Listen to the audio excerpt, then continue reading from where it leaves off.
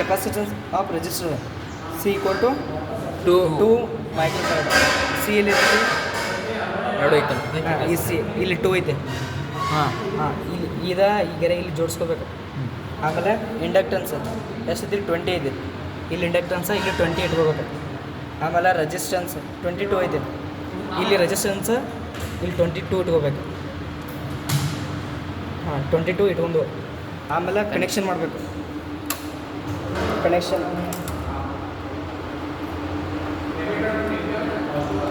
Battery positive to connection start.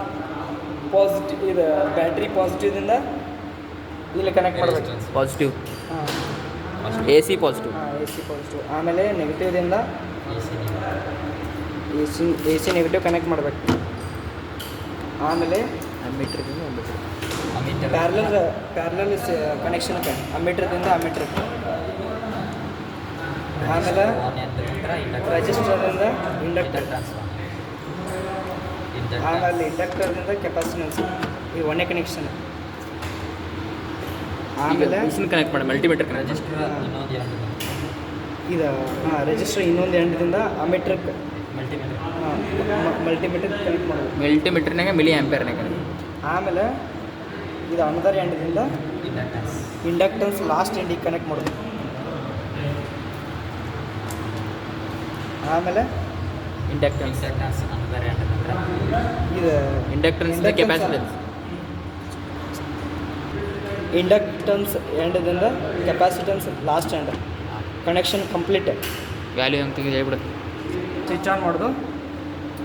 ಇದು of ಇರ್ತೈತಿ, ಇಲ್ಲಿ ಆನ್ ಮಾಡ್ಕೋದು. ಈಗ ಮಿಲಿ ಆಂಪಿಯರ್ದಾಗ ಸೆಟ್ ಮಾಡ್ಕೋಬೇಕು.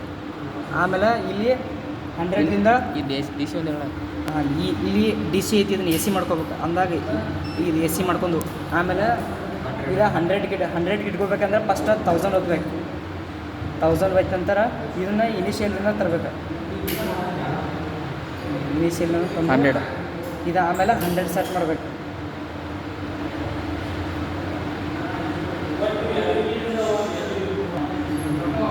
ಹಂಡ್ರೆಡ್ 200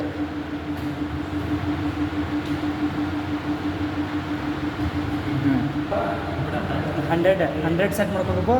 ವ್ಯಾಲ್ಯೂ ಎಷ್ಟು ಐತ್ಲಿ ಅಷ್ಟು ನೋಡ್ರಿ.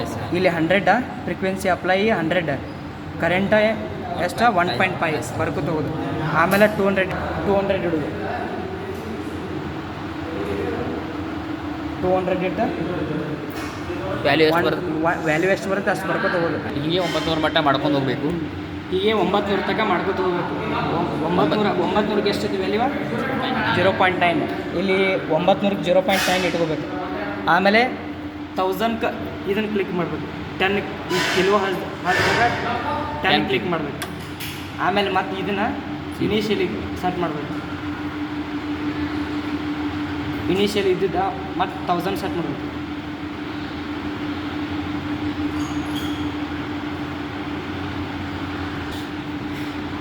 ಬಿಡಪ್ಪ ನಡೀತಿತ್ತು ಬಿಡು.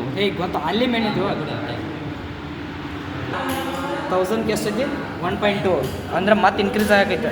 900ಗೆ ಎಷ್ಟಿತ್ತು 0.9 ಇತ್ತು. 1000ಗೆ ಎಷ್ಟಿತ್ತು 1.2 ಆಯ್ತು. ಅಂದ್ರೆ ಇನ್ಕ್ರೀಸ್ ಆಗೈತೆ. ಹಂಗೆ 10,000 ಮಟ್ಟ ಮಾಡ್ಕೋಬೇಕು. ಹಂಗೆ 10,000 ತನಕ ಮಾಡ್ಕೊತ ಹೋಗೋದು.